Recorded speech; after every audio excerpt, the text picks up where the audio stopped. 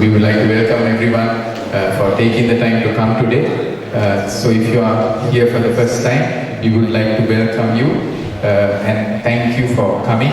So today we have Father Patrick, Julian Patrick with us. He will be sharing on the theme of who are you in marriage.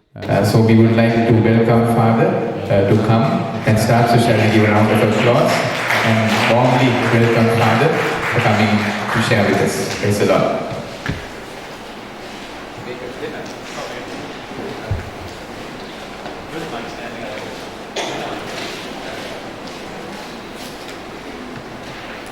Good evening to everyone.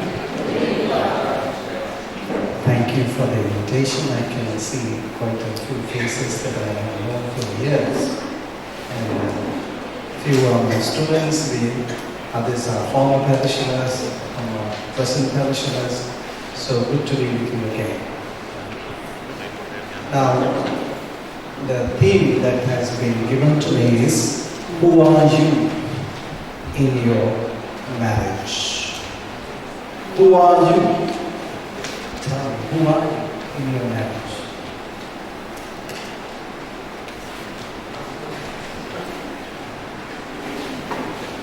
Husband is good. Husband.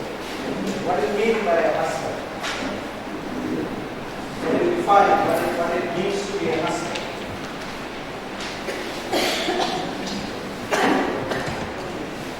Love her, look after her, take care of her. So husband's job is to love her, look after her, the rest, feed her, take her around, all that. Right. Okay. Who are you in your marriage?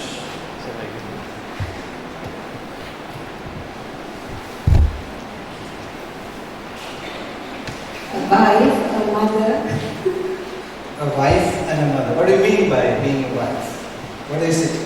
What is it that you mean when you say I'm a wife?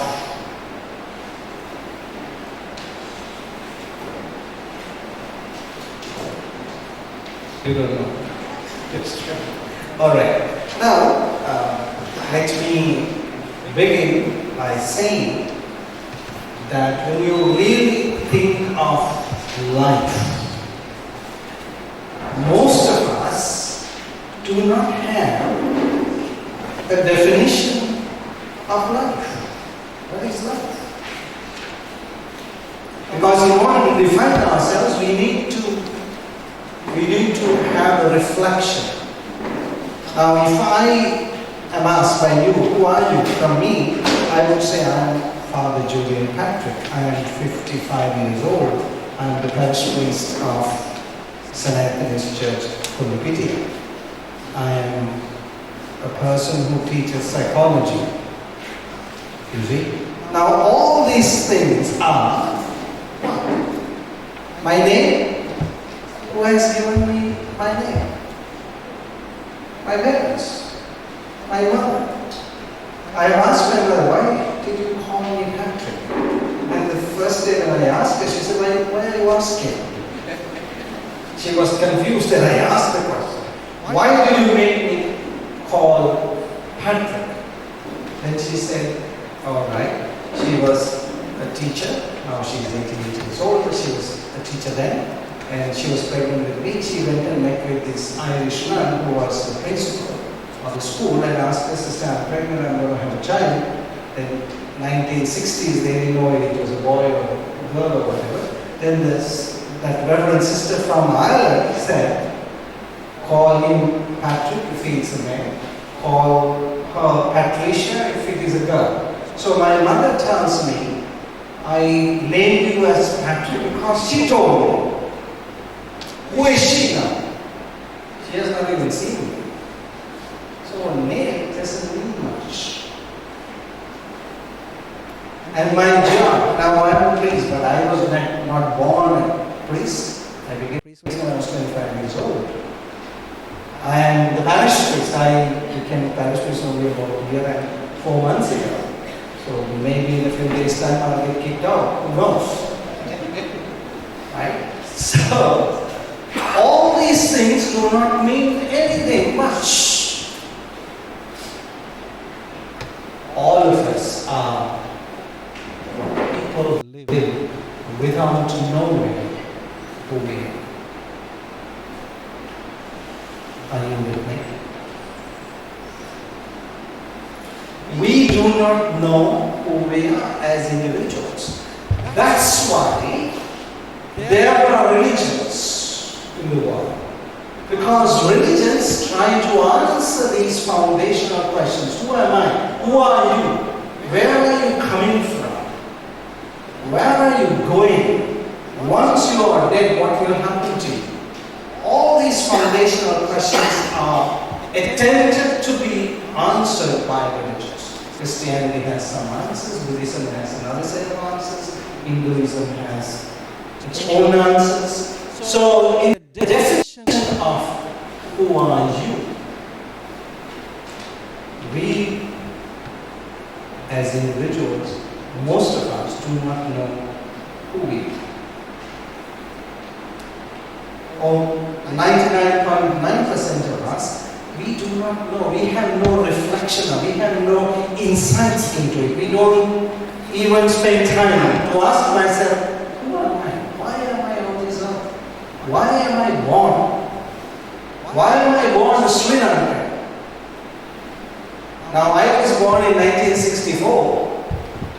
One day I was thinking to myself in my crazy times, I was thinking, if I was born in 1865, 64, I would have been a very different man. Why is it that I was born in 1964, 7th of May? Why? 2064. Why not 2064? That means it's yet to come. I will be a very different man. I don't know whether I'm a man or a woman or transvestite or whatever. These days you never know what you will become anyway. So, if I ask that question from myself, who am I? There begins what? There begins what? Are you all with me? All of you are there.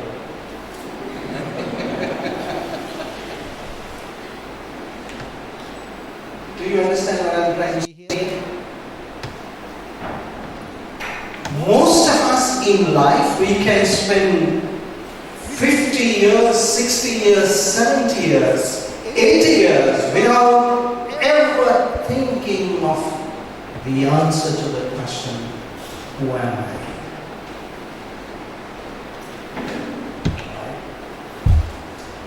So that is why this is one of the foundational questions that all of us need to ask ourselves, because there is, in Christianity, there is a reason why I am born. In this time, in this country, in this family, and in this place, there is a reason. So, the Christian answer to this question is to say that we are all mysteries. We are all mysteries. We would never know the answer completely, but we will know some of the answers. So if we live a life of 50 years, 60 years, 70 years, 80 years, without even knowing some of the answer, when we think of it, we have not lived. We have been there. We have been there. You see, lives are lived without really living. Because if I do not know the answer to the question, who am I? In a way, what we have done is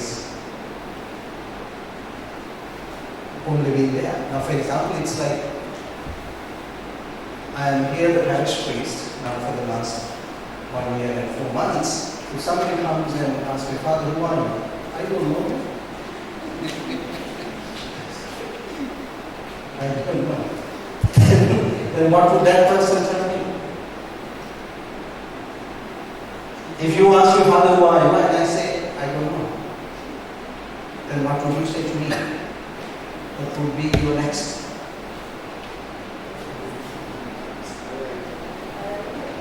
Why are you here? That's right. Why are you here? Then for that, I don't know.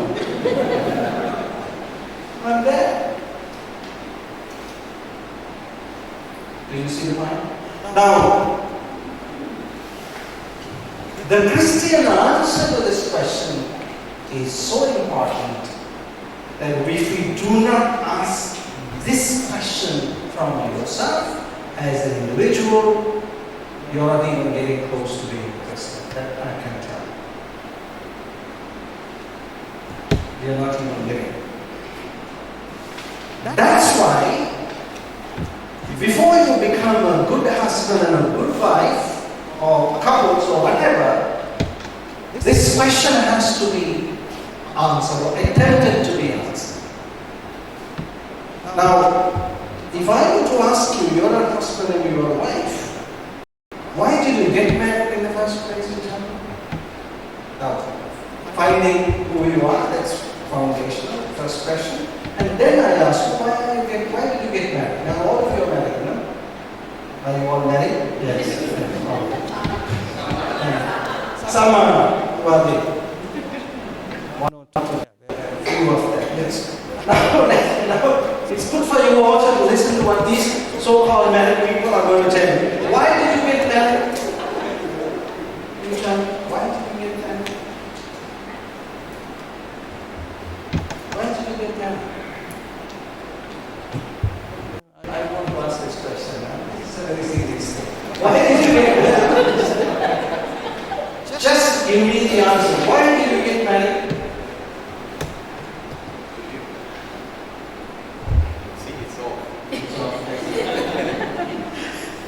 To live an enjoyable life. To live an enjoyable life, yes. And as the whole world knows, you need a partner. Who says that you need a partner? I'm questioning that, you see? Yeah. I need a partner. Who said that? It's a common understanding. Common understanding, yes. There is a common understanding. I need a partner. So, common understanding has made me have a partner. So, where are you in that? So you say, I'm questioning so that you must answer this question. Yes. But as a husband, to take that leader role and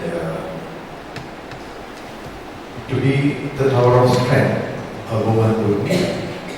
Right. So you got married because she needs somebody to be her strength. That's what I felt. So it's not about you, it's somebody. Alright, let me ask someone else who else is there. He is my friend. Why did you get married? He's one of my students, so I can always question him about it. Why did you get married? I thought by getting married, I can make my life better. Because I had a couple of years, I thought it's high time to get married. It was time to get married, so I got married. So where are you in that decision? Why? Why did I get married? Why? Tell me specifically, what is it that made you make the decision and get married? Now, of course, we very correctly said, I want to have a partner, it's a common understanding, I want to be a strength to her, but I don't see him in that decision. Myself, getting married to this person. Forget about getting married to this person. Why am I getting married? Why am I getting married? For what? Where is me in that decision? That's what I'm asking. So, to be frank, like I felt I will become better when I get married. So So he got married in order to be a better person. Why marry? You can't be a better person without being married. Do you have to do that? Answer me, I'm not trying to help you to get into that. I want you to be a better person. So, do I need somebody to be a better person? Are all these unmarried people evil?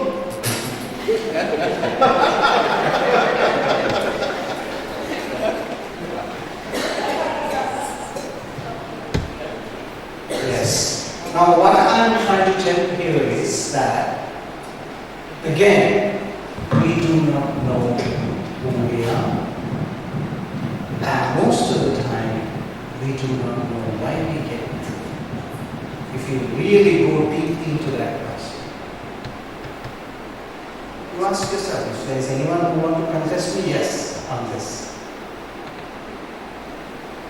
I'm pretty confident that most of us have got married without really going deep into it and asking this question, yes, because of this I'm getting married.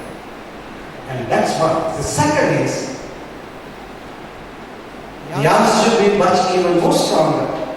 Because of this reason I'm getting married to this woman, not any of these other ladies in the world. I have a reason to get married to this particular person.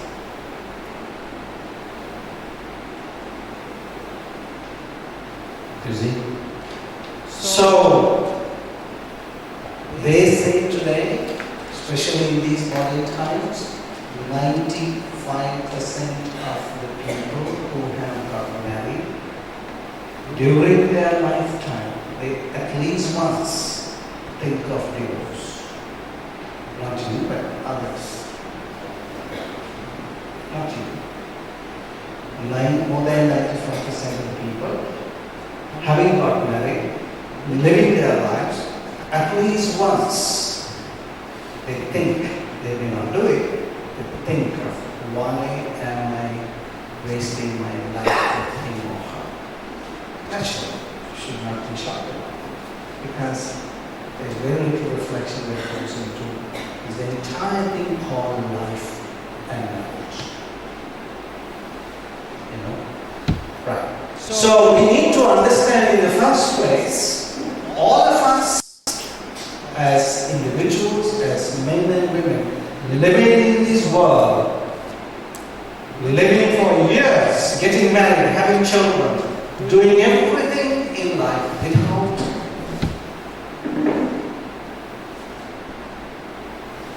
a real discernment from the depth of your soul. You see, now when I wanted to be a priest back in 1980, I had to enter the seminary, and then I was there studying, doing advanced level, passing that, and a few other courses, then doing philosophy for 2 years, doing a degree on philosophy, theology another 4 years, studying that. And then, finally, we were told, now you go out and live your life out there and discern whether you want to be a priest. One of my professors told me, get out and forget that you have been a seminary. Forget it completely. Live like a normal human person. And if you still feel from you that there is something telling you this is my life, then come back. The discernment is really, even having done that for 10 years, there are still people who, even I have felt myself, having studied for 10 years and having found that inner thing that comes from the unconsciousness, and in psychology it's called, it's coming from the unconsciousness. Having found that, having become a priest, now I've been a priest for 29 years, I have sometimes felt, what the heck am I doing with this? I felt it. So, lack of discernment is one of those major problems in our spirituality. Christian spirituality lacks that very seriously.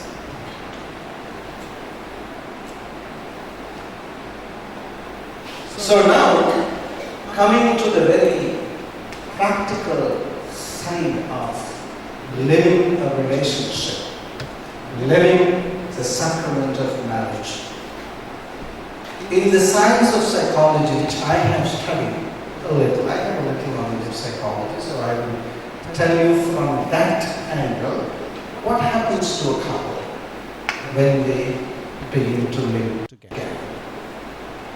Now, let me ask this question from you. Is there any couple here who has lived your relationship, lived together for, let's say, 10 years? After 10 years or 5 years, you have found that you have become one with each other 10 times more than when you were 14. Is there anyone who can say that? When you started living your life, there was a certain intensity of relationship. Now you have lived for 10 years. Now it is 10 times more than what it was then. Is there anyone who can tell me that?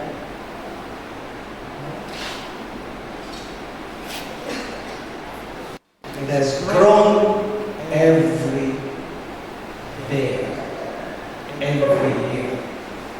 It has become 10 times more. Now you're together 20 years, it's 20 times more than what it was then. When you were in love, you were talking to each other for 2 hours. Now the day is not enough for both of you to speak to each other. That's how it has to be.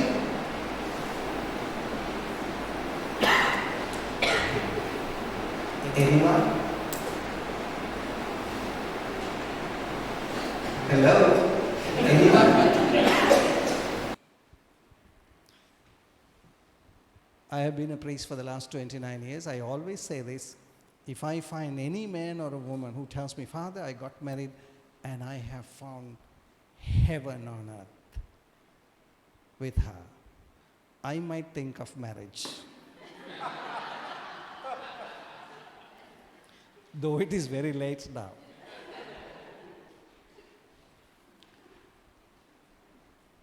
This is not anything that we need to exaggerate.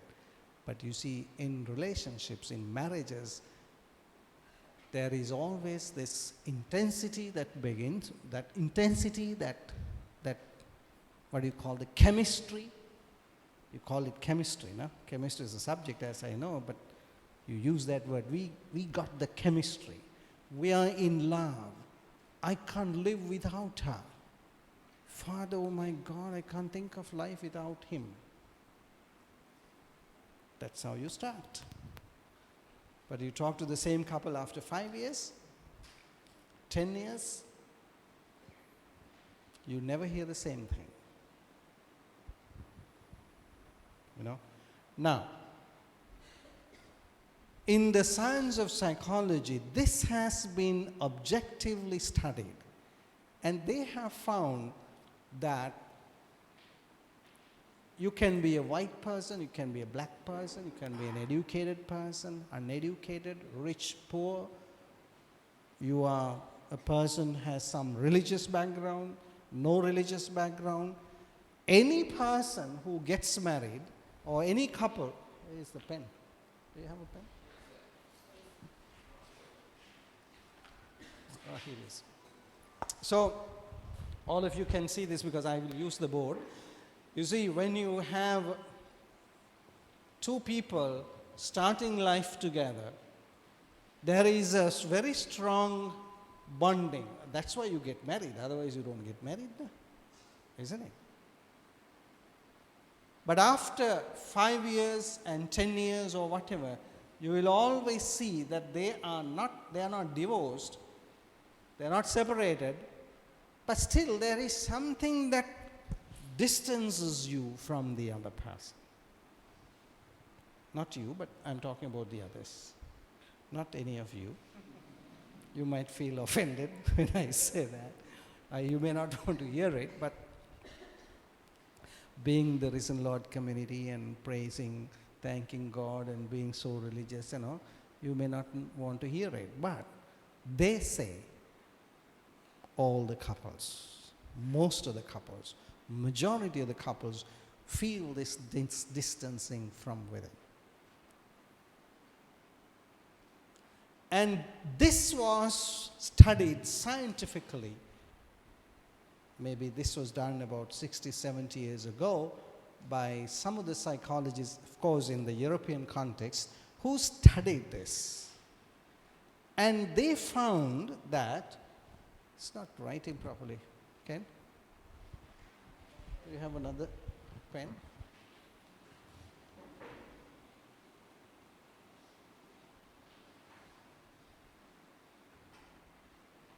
So they found that whatever the love that you have at the beginning of a relationship, when you live together with the other person for a period of time, they find that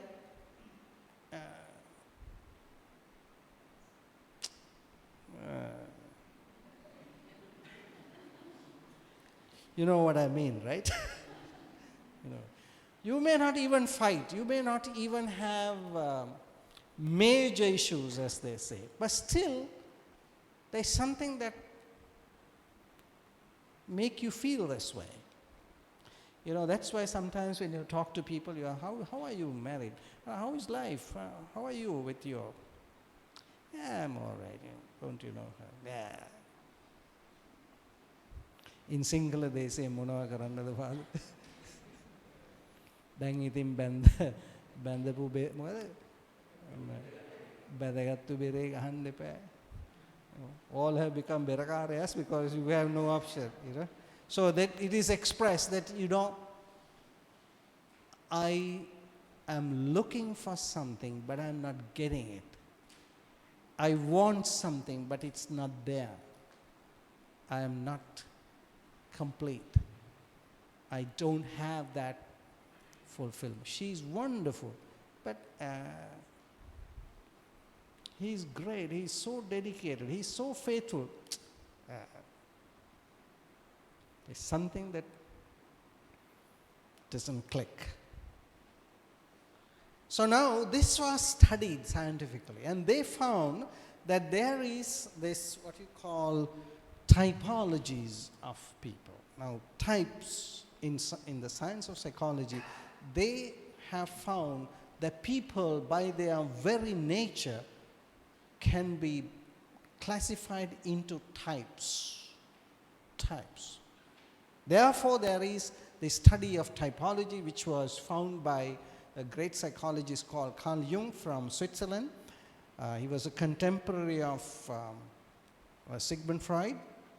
And he found this, that people, in spite of that so-called love, that relationship, that attraction, there is always something that makes us not able to connect from within. There is this problem. All right?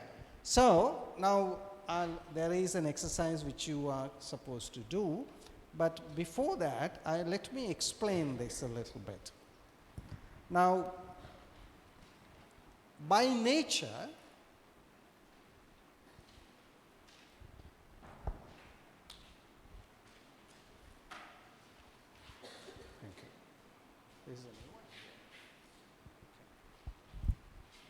if you have a spectrum,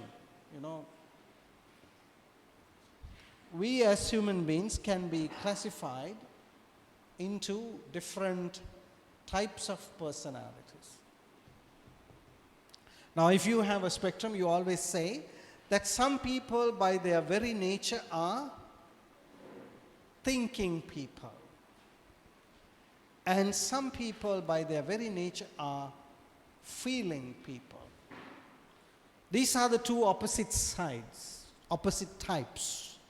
Now, what do you mean by a thinking person? and a feeling person. Now, when you are in the initial stage of your relationship, I have no experience of this, but you will have to tell me whether it is true or not. In the early stages of a marriage, in the early stages of a relationship, if you are a thinking person, your attraction towards a feeling person is greater. Because you always think, she has wonderful qualities which I don't have. So you are attracted to that. And also when you are a feeling person, you will always think of a thinking person as, oh my God, he's so good in his thinking. It's great. Opposites attract. But what happens is that when you live together, if you are in the, you can put this 1, 2, 3, 4. 1, 2, 3, 4. 1, 2, 3, 4. Now, if you have a man who is an extreme thinking type person, and if you have a woman who is an extreme feeling type person, the initial attraction towards each other will be always great. But when they have to live together, they will get tired of each other faster. I'll give you an example to this, a perfect example. I believe in giving these examples because these examples will explain this to you. No? This happened a few years ago. I was then the priest in charge of the family apostolate, and there was this couple. The husband is a software engineer, and the girl is an ordinary housewife, but she's very, very, I would say, very simple and also very feminine type, very loving sort of a girl. So they came to see me at Paul VI Center, Colombo. And then she was telling me, Father, we were in love. We met each other in college or whatever. And I fell in love with him. And I really wanted to get married to him. He also wanted to get married to me. So we decided to get married. Some of our parents were also against it, but we decided to get married. We started living together. And now we are married 2 years, but both of us are always fighting. I always feel hurt, So then the husband was also telling me, because both of them were together, and then he said, Father, yes, that's very true. I also fell in love with her. I didn't want to hurt her, but now we are always not happy. We have major fights. So then, so they were telling me how unhappy they were, and that they were not able to get on with each other, and they are tired of this whole thing.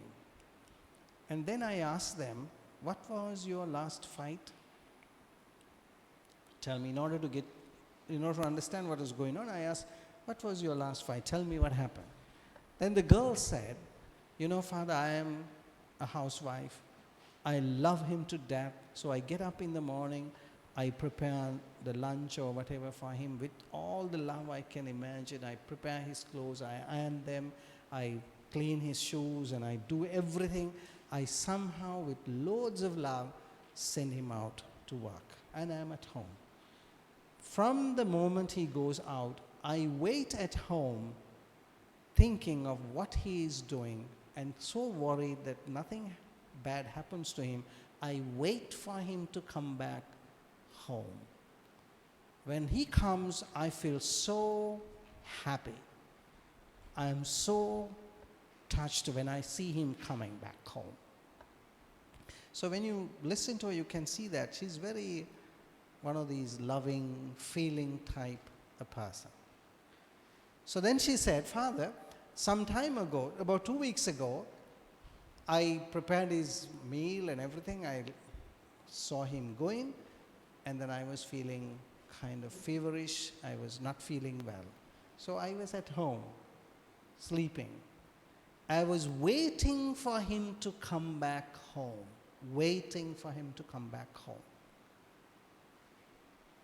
And then, this was around 5:36, so I was so feeling not well, so I was sleeping. I was waiting for him to come back home and be with me. So he came back by 5:30, 6 o'clock, as usual, normal time. He comes back and sees her on bed, sleeping. And then she said, he asked me, what's wrong? I said, I'm not well. What do you mean? I'm having a headache. I'm feeling feverish. Take 2 Panadols, please. And he walks into the toilet, has his wash. And then she said, when he said that, I feel so hurt, Father. I could cry. I asked myself, why am I in this marriage? So he goes and comes back, and then she was hurt. She's now crying and giving out all the emotions of sadness. And then he starts, what is wrong with you? For God's sakes, take 2 Panadols. And then she said, I just felt so unloved, Father. So then now the husband is right there with me. And then he tells me, Father, this is the problem.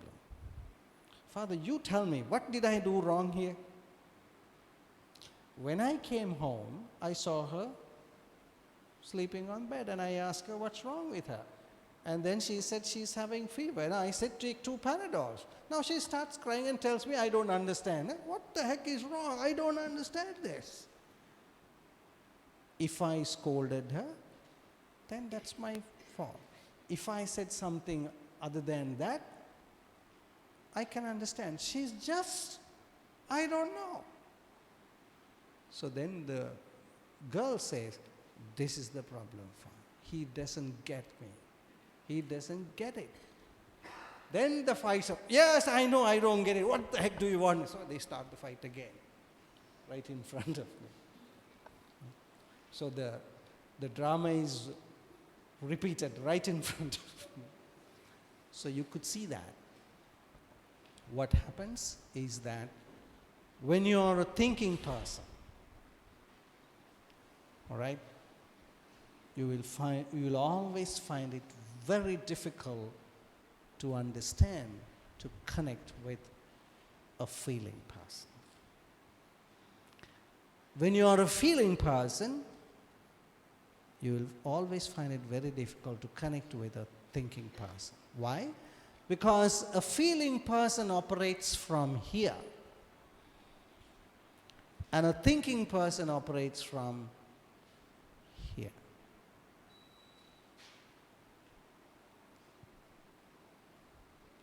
So when you have that natural difficulty within you, however much you try to tell the other person, don't you understand what I am saying? He or she will always find it very difficult to understand, and they will say, what the heck is wrong with you?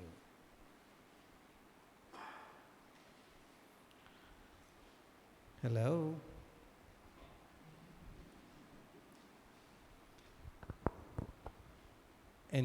Do you understand what I am trying? Am I making sense to you? What do you mean by that? Yes. So therefore, when you have this natural typological differences as individuals, there is always this difficulty where whatever you say, he or she may not get it, and whatever he says or she says, you don't get it. So it's always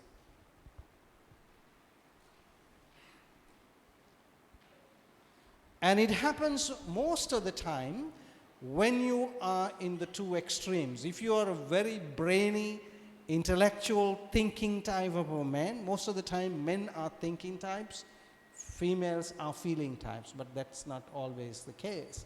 You can also have females who are thinking types and also males who are feeling types. I have found few of them.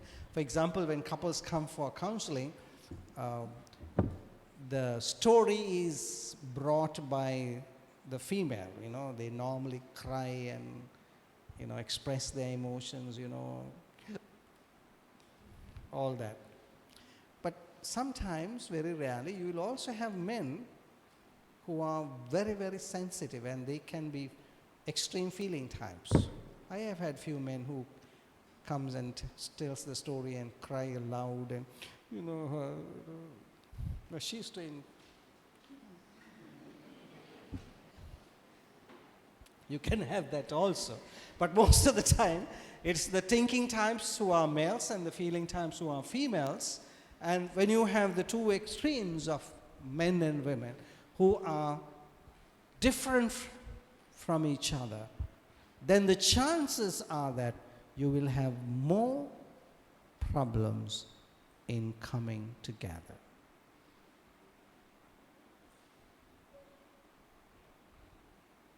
This is one typology. Now, typology study is a very complex one. You can really go into so many nitty-gritties of typological differences, but what I'm trying to do here is the main differences that Carl Jung found in his study, that this is a very complex study.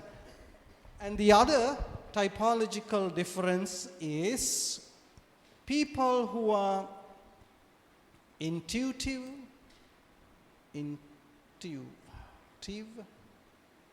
and people who are sensate types. This is another typological difference where people, by their very nature, now this is when you really think of it, this is the mystery of the individual that you are with. Some people by their very nature are very, very intuitive, and some are very, very sensitive. Now, who are these people? Now, sometimes you have, I'll explain to you who sensate people are. Sensate people are those who have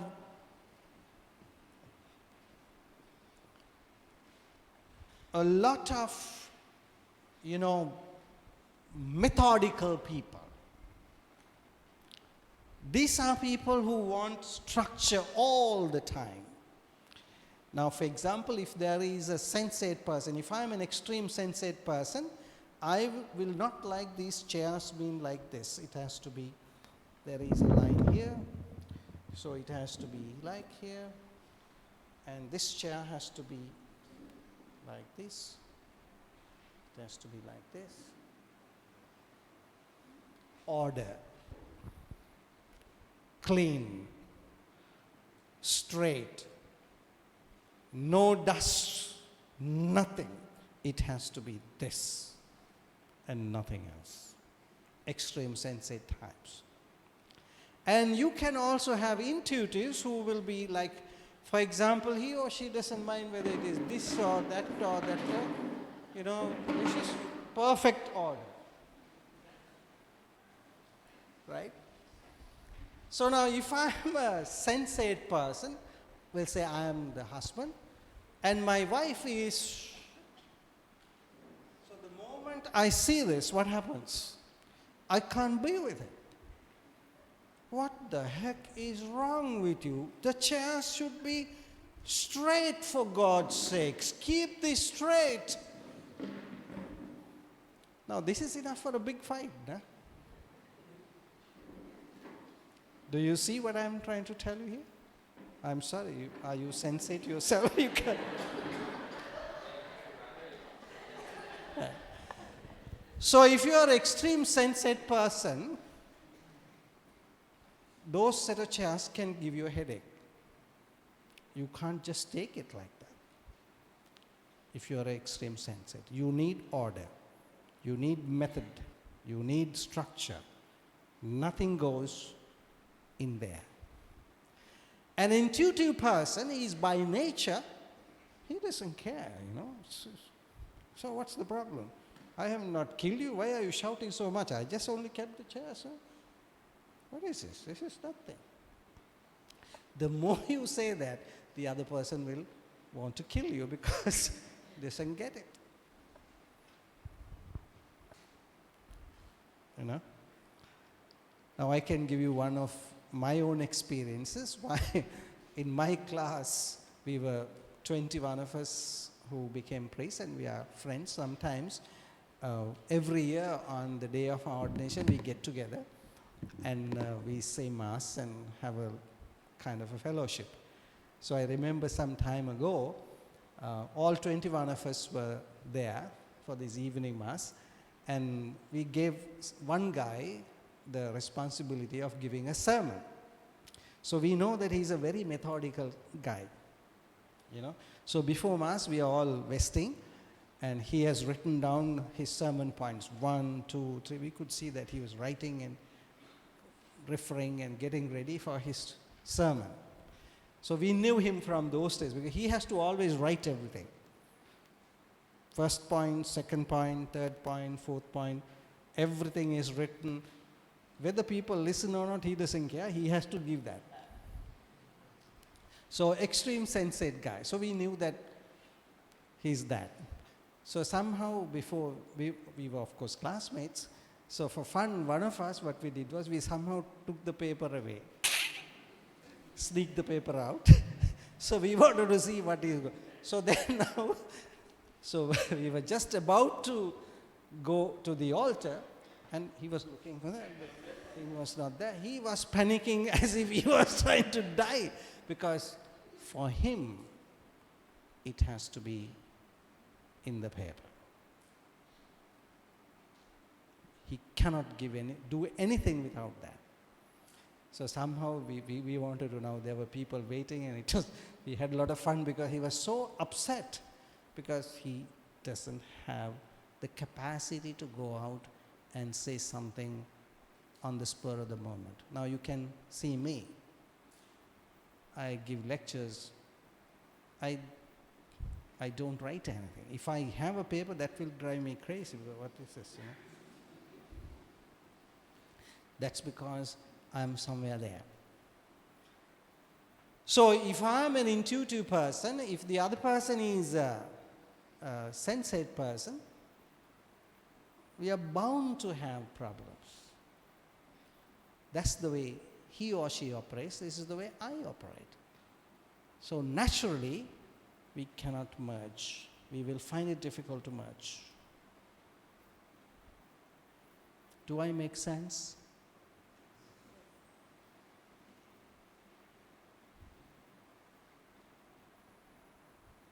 Right. And the other typology that Carl Jung found was that there are people who are, by their very nature, are extroverts, and the opposite of that is introverts. Who are extroverts? Extroverts are people we would call them, they are social butterflies. You know, when you are an extrovert, you can talk to anybody. They can even talk to trees. You know, there are sometimes people who, you don't have to know people, they will just start conversations and talk and discuss and organize things, social activities. That's extroversion. These people are born that way. You know, you are born an intuitive, you are born a sensate person, you are born a thinking person. It's just in you, not that you are trying to be, but that's the way you are. That's you, yourself. The mystery of you, that's extroversion. Now, when you have two people, husband and wife, who are extreme extroverts and extreme introverts, they will always have problems, because if you have an introverted person, they don't like to have the social interactions with others. I know a husband who is one of these great organizers. He goes out and does things in his school.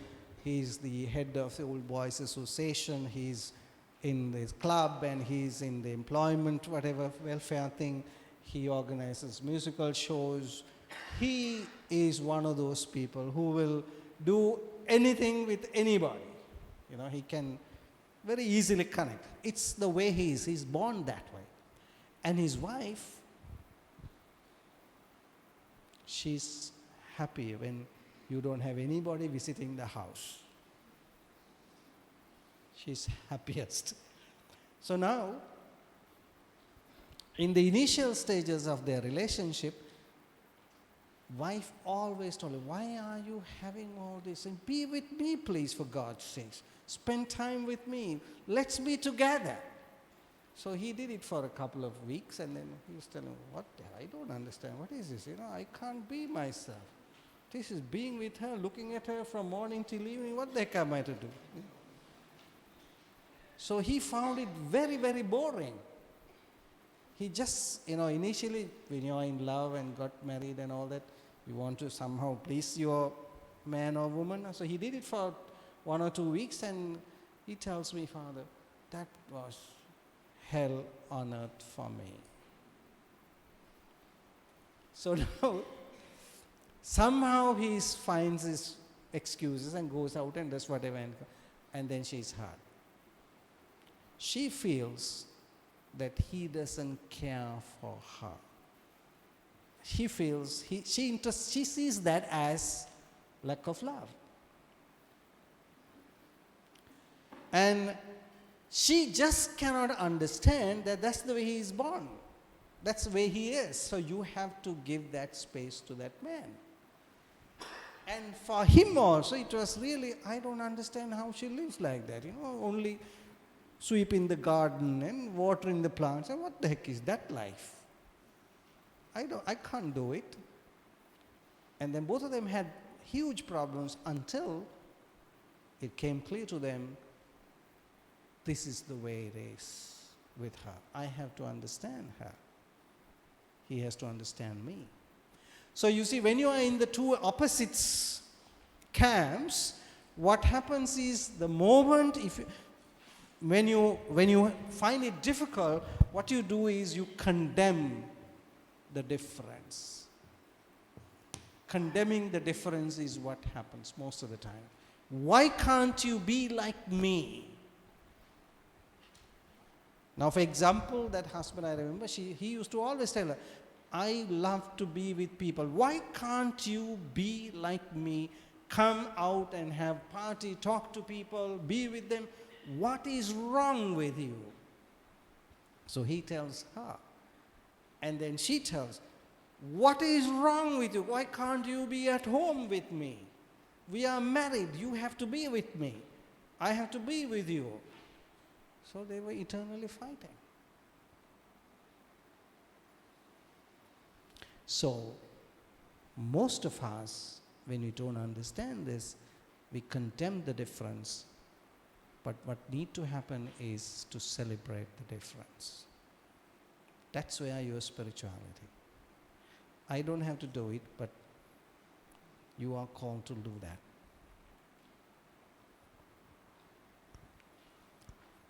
Hello. All of you are.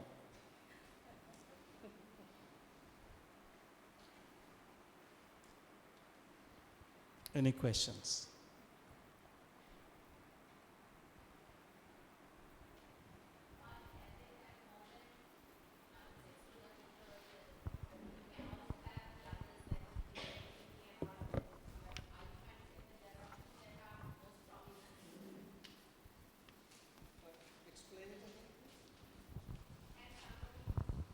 Can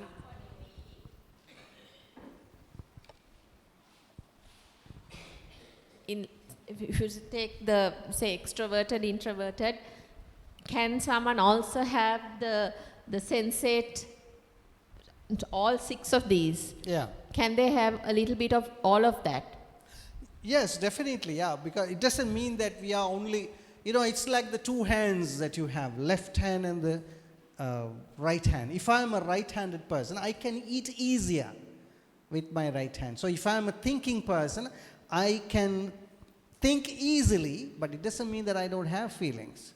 Now, I can also eat with my left hand, but I won't be that comfortable. So when you are a thinking person, it's like using the right hand. You feel you don't have to think that you are thinking. It happens naturally to you. So for a thinking person, it's like eating from your left hand. It's difficult to feel. It's difficult to feel. They just cannot get there. So all of us have all these things, because that's what I said, it's a spectrum. You know, you have more of thinking, less of feeling. More of sensate, little of sensate or intuitive. So anyway, you're not going to have the perfect combination anyway. Even if you are in perfect connection in one level, the other level will be a disaster. So you are bound to have these differences, but the challenge is that you find the inner spirituality to celebrate these differences. That's maturity. That's having a relationship. That's being one. Celebrating the differences. So for that, I need to know myself, and I need to know why am I with her or with him. You see, that's the key question there.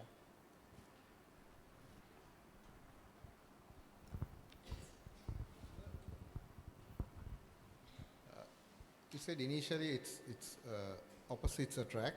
So differences attract initially, and then subsequently we try and condemn the differences. Initially differences attract, but then condemn differences. That's the first question, is that right? And the second is, will we change our stances? For example, can I, from a thinking person, over a time with other influences, work, life, friends, can I move on the axis? Right. The answer is both yes and no, because over a period of time, I mean it's a long time, if I am an extreme thinking person, if I have been a very logical thinking, that kind of a person, I will have a natural difficulty, especially if you are in the extreme of this side. You can move a little bit. You might, yeah, you will, but not that you become an extreme feeling. So it is yes and no.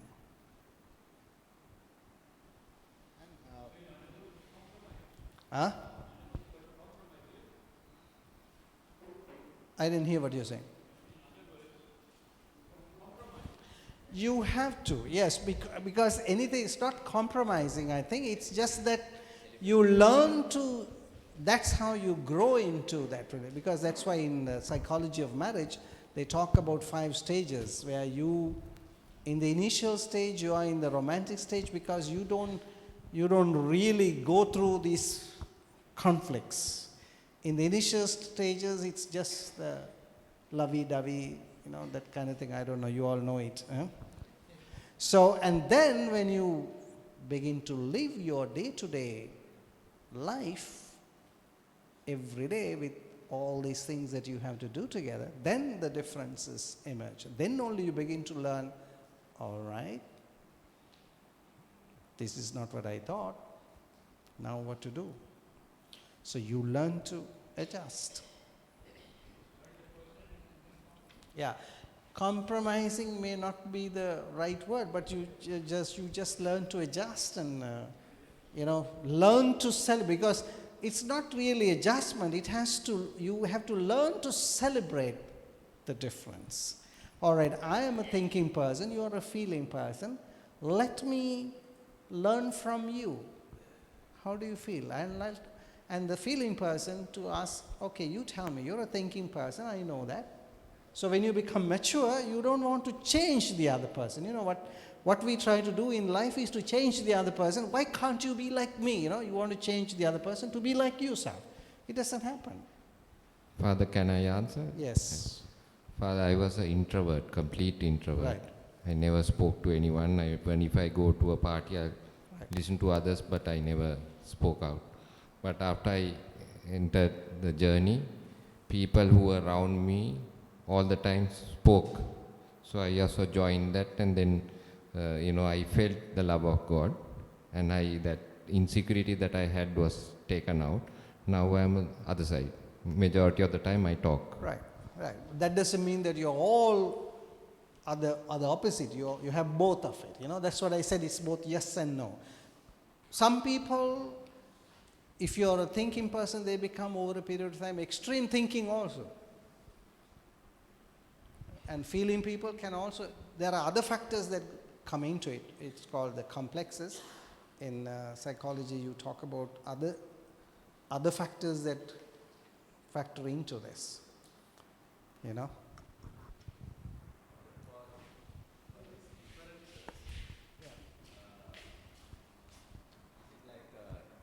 Is there any chances that our childhood has any impact? Our parents have been influenced to this, or it's a born thing? It's I think basically it's the mystery of the individual. Okay. For example, now I know by nature I'm an intuitive person, right? Now where did I get this? I have often asked myself. Now I'll explain to you about myself. When it comes to my own experience of preaching, now I have to preach. Now tomorrow I have to preach, all right? Now tonight I will sit down and look at the readings, and I will stay with it for some time. And from somewhere, something comes to my head. And I have often asked myself, where the hell did that idea come to me? I have no idea. It just comes. Now for another friend of mine, for example, the other friend of mine, he will always have to open about 10 books. He has to always depend on that. You see, this is the mystery of the individual. Some people are by nature, they are intuitive. Some people by their very nature are very sensate. So I can never explain that to anybody. That's part of the mystery of myself. You can say that it is genetics, but it's mostly psychological. These things are not necessarily genetics. This has nothing to do with genetics. It is just the way you are psychologically. That's what I said. In the discernment of yourself, you will realize this is how God created you. There is a reason why you are born this way. Now I have asked myself, now for example, I have gone through my own journey into the priesthood, not knowing where the hell it came, but it came. Now today I know somehow God made me an intuitive man, that I have the capacity to speak like that. There is a reason why I am born that way. Yeah, but then when you talk about genes, of course, chromosomes and all that, we can talk about chromosomes, but chromosomes don't explain. In that case, if you change the chromosomes, then you will become an intuitive person to be changed into a sensate person if it's genetics. You can't change it now. If it is not changeable, then it is not biological, it's more psychological. That's the mystery of the individual that we are. Yes? Yeah.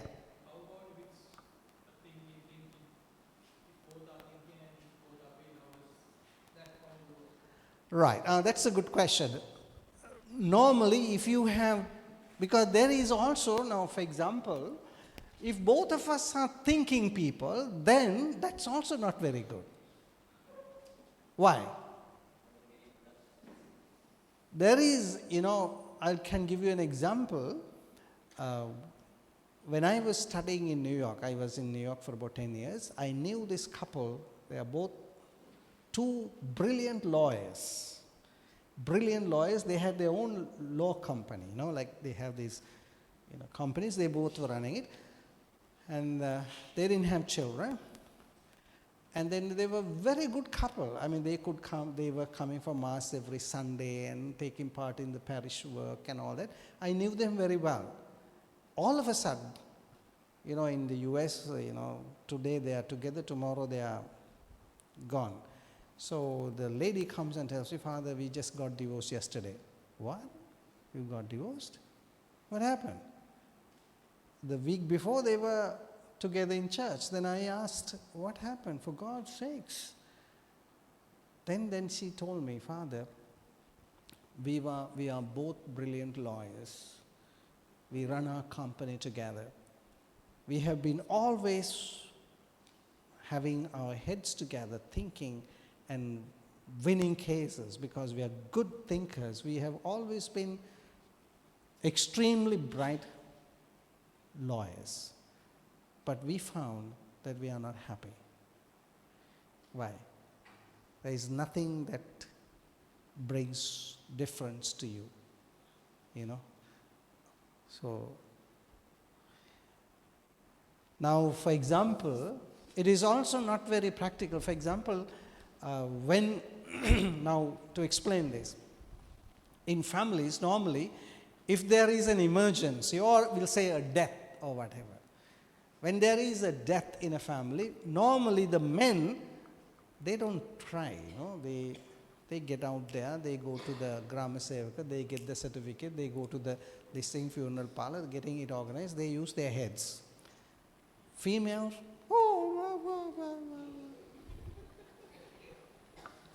right? So then, if, for example, if two of you are extreme feeling types and your son is dead, what will both of you do? Oh, both will be crying out, weeping and wailing. Nothing will be done to that child. So it's not very good when you have the same type. So the same, you know, if you have two sensate types, all right, then your house will be extremely clean. But what happens? There is only cleanliness. There is no life in it. You know, when you have differences, when you have these variety, there is life. Life is that, no? It will be very boring when you have the same type together. So having differences make life become real life. Otherwise, you will be like two robots, you know, living, you know, he does this, I also do it. And that will be very, I don't know, yes.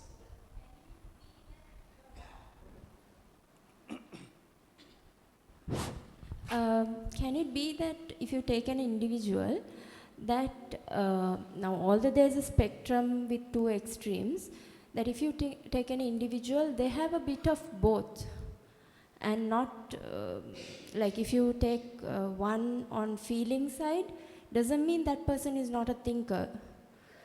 So it's a mix of that combination. Yeah, that's what I said, you know, it's like the right-handed being left-handed. If you are a thinking person, that means you are more of thinking, less of feeling. If you are a feeling person, more of, it's like a left-handed person. You are more feeling, but less of thinking.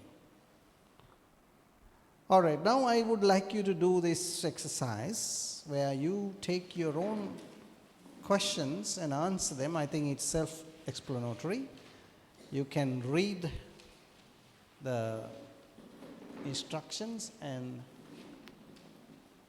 see what type you belong to. What is your typology?